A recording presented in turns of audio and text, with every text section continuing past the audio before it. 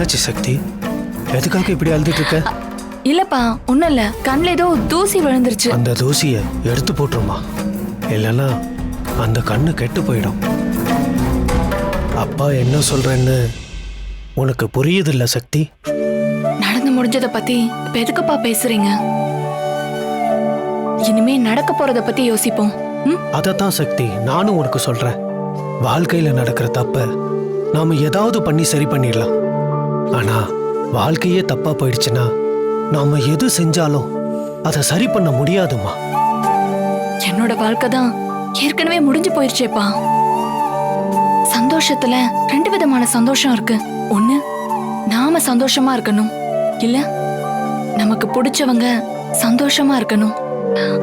நான் இதுல 2வது ரகம்பா.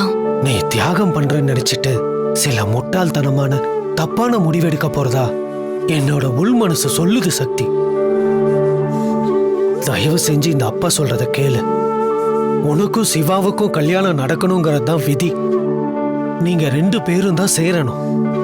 அதனால சிவா தம்பிய பார்த்து நீ எல்லா உண்மையும் சொல்லிடு.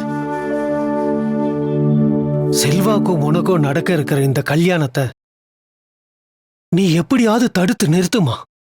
இது உன்னோட வாழ்க்கைக்கு சரிப்பட்டு வராதுமா. இல்லப்பா, இந்த ஒரு விஷயத்துல மட்டும் நீங்க சொல்றத நான் கேட்க மாட்டேன். அதனால என்ன மன்னிச்சிருங்கப்பா. பணம் பணத்தோட தான் சேரும். சிவா சாரும் அனிதாவும் ஒண்ணு சேரணுங்கிறது தான் விதி.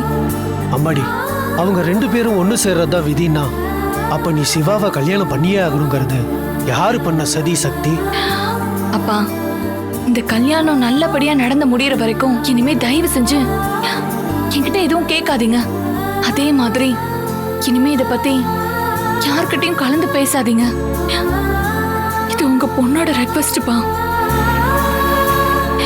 இந்த கல்யாணம் நடந்தா மட்டும்தான் இதுக்கு முன்னாடி நடந்த எல்லா தப்பும் சரியாகும். அப்பதான் நானும் அவங்க எல்லார்கிட்டயும் இருந்து ரொம்ப தூரமா போக முடியும்.